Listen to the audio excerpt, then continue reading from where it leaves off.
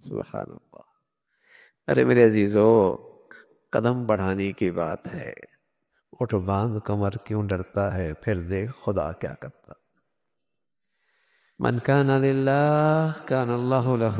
جو اللہ کا بن جاتا ہے بھائی، اللہ بھی تو اس کا ہو جاتا ہے. کچھ چھوڑو گے تو اللہ اس کا بدلہ بھی تو بہت بڑھیا دے گا. کچھ قربان کرو گے تو اس کا عوض بھی تو بہت بڑھیا ہے. من ترک شیئا للہ عوضہ اللہ خیرا منہ. کچھ قربان کر کے تو دیکھو، کچھ دکھ سہ کے تو دیکھو، کچھ اللہ کی خاطر تکلیف اٹھا کے بھی دیکھو، پھر لذت کیا ملتی ہے، پھر لذت کیا ملتی ہے، پھر مٹھاس کیا ملتی ہے.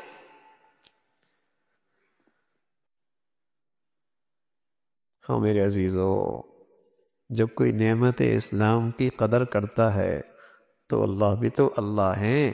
وَكَانَ اللَّهُ شَاكِرًا عَلِيمًا. اللہ بھی تو بڑے قدردان ہے. اللہ بھی تو بڑے قدردان ہیں. اللہ بھی تو بڑے قدردان ہیں. کون اس کی نعمت کی قدر کرے، پھر دیکھے کیا ملے اسے، پھر اسے کیا ملتا.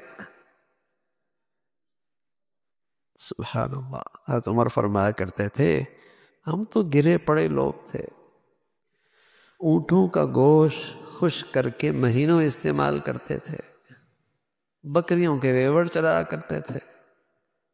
ایک دن میں مکہ کی پہاڑیوں میں اپنے اونٹ چرا کے واپس آیا تو مجھے ابا خطاب نے کہا، عمر تو دنیا میں کیا کرے گا، تجھے تو اونٹ بھی چرانے نہیں آتے. اور فرمایا کرتے تھے، اعزنا اللہ بالاسلام. آج جو کچھ ہم عزت کی بلندیوں بھی ہیں، صرف ایک ہی وجہ ہے، وہ اسلام کی خوبصورت زندگی ہے، جس نے ہمیں اس اسلام نے عزت کی بلندیوں پہ ہمیں بٹھا دیا ہے. اعزنا اللہ بالاسلام. یہ وہ دولت ہے آج ہمارے پاس آ گئی.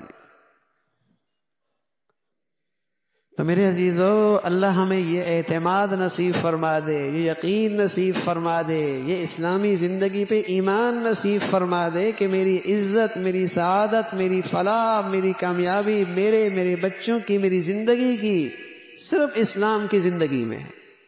اللہ ہمیں یہ اعتماد، یقین نصیب فرما دے.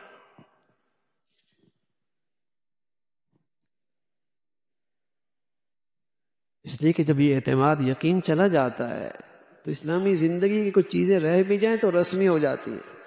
کر لیا تو کیا نقصان ہونا ہے، اور نہ کیا تو کیا نقصان ہونا ہے، کر لیا ہے تو فائدہ کون سا ہونا ہے.